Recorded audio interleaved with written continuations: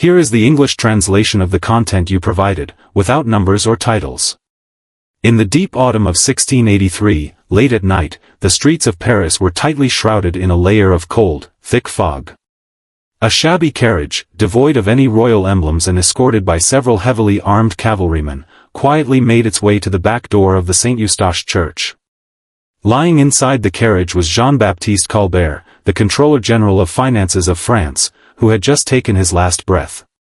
This helmsman of an empire, who had single-handedly supported all the grand ambitions of the Sun King, Louis XIV, with his extreme rationality and cold calculations, chose to be secretly buried in the dead of night. Outside the church, a dense crowd of Parisian commoners gathered, cursing him in low voices through the fog, some even holding sharp stones, ready to smash his coffin. Tonight, let us accompany the gently flickering flames in the fireplace, and this story you don't need to remember, as we walk through his true life. His name was Jean-Baptiste Colbert, the most indispensable architect of mercantilism behind the glorious reign of Louis XIV. In the Versailles court, filled with vanity, hedonism, and bloody intrigue, he was an extremely anomalous presence. He had no noble bloodline, yet countless hereditary dukes lowered their proud heads before him. He was stern and rarely smiled, as cold as a block of ice, earning him nicknames like the North Star and the Marble of the Empire from his contemporaries. This genius, who calculated the wealth of the entire nation and turned the country into a precision clock, revealed his most piercing despair to the king by his bedside at the very end of his life. His final sigh, left to this glorious era, was, "If I had done for God what I have done for this man, I would have been saved twice over." Why did a powerful minister, who pushed rationality to its extreme, ultimately march towards the empty abyss of being hated by the people and alienated by his king? The night is long tonight. Let us set aside the restlessness of the world and, in this low, slow narrative, touch the soul that died alone in the shadow of splendor. The turning point in Jean-Baptiste Colbert's destiny began with a court storm that shook all Europe in 1661. At that time, although France was nominally ruled by Louis XIV, the true financial power lay in the hands of a man named Nicolas Fouquet. Fouquet was the superintendent of finances, immensely wealthy and living a life of extreme luxury, even hosting a feast at his Château de Vaux-le-Vicomte that made the king himself envious. That day, the fountains of Vaux-le-Vicomte sprayed tirelessly into the night sky, fireworks turned the darkness into day, and aristocrats drank and laughed using solid gold cutlery. Yet, in the shadows of the banquet, Jean-Baptiste Colbert stood quietly in the shade of a massive marble pillar. His face was square, his brow marked with an inhuman harshness, his black eyes coldly observing all the decadent extravagance. He wore a simple, even shabby-looking, black woolen robe, completely out of place among the nobles dressed in silks and wigs. His eyes, sharp as swords, pierced through the crowd as he silently calculated the cost of the party in his mind. Every number represented blood drained from the French treasury. Months earlier, he had secretly gathered ironclad evidence of Fouquet's corruption and, over countless nights, had secretly presented this evidence to the young Louis XIV. 3 days later, the storm broke. Fouquet was arrested without warning by the royal guard, his fate sealed by lifelong imprisonment in a cold dungeon. As Fouquet's vast wealth was confiscated and the entire French court was plunged into panic, Colbert slowly walked to the center of power. He took over France's bankrupt finances, but he did not move into Fouquet's luxurious office. Instead, he moved into a stark, simple room with a few wooden tables piled high with ledgers.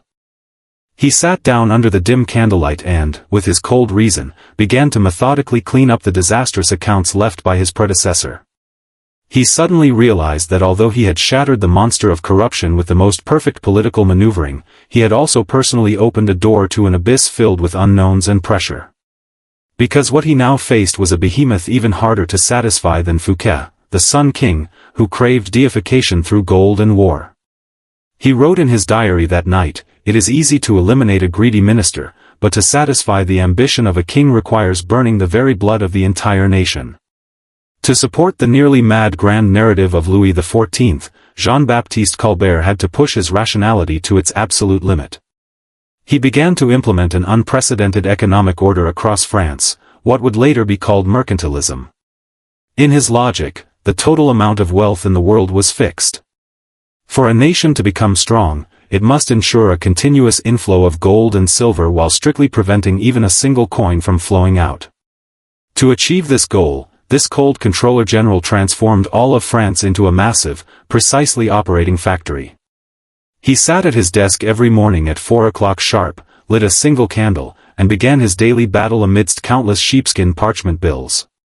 He used extremely forceful measures to establish royal manufactories, stealing the secrets of mirror-making from Venice and recruiting the finest silk weavers from Lyon.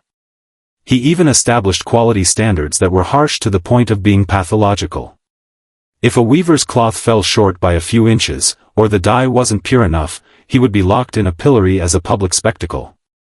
Under Colbert's iron fist, French luxury goods, carpets, and glass were exported all over Europe, returning shiploads of heavy gold coins in exchange. He walked down the cold hallways of Versailles, listening to the crisp sound of his boots on the marble floors, yet feeling no emotion within. The hereditary aristocrats cursed him viciously behind his back, calling him the son of a lowly cloth merchant and accusing him of polluting noble French traditions with the cold stench of commerce. Colbert turned a deaf ear to these taunts. His gaze remained calm and indifferent. When faced with pleas from nobles, he wouldn't even lift an eyelid. He knew very well that he had no way back. His power came entirely from the king's trust, and the king's trust depended on whether the treasury was full of gold. Whenever night grew quiet and the balls at Versailles were in full swing, music and laughter drifting through the garden to his study, he would simply sigh silently and light a new candle. Amidst this boundless splendor, he lived like an ascetic hermit, weaving a golden coat for this vast empire with extreme self-discipline and loneliness. He began to understand that he was not just an accountant, but a lonely chess player standing on the crest of the era, using his own strength to fight against the inertia of an entire old world.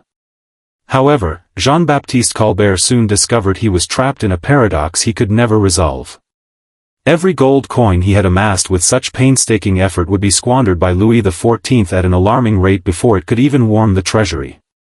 The Sun King wanted to build Versailles, a miracle city built from marble, gold, and the lives of thousands of workers. To divert water to build those magnificent fountains on the swampy ground, countless soldiers died on the construction sites from exhaustion and disease, and the daily expenses were like a silent, endless devouring. Whenever Colbert,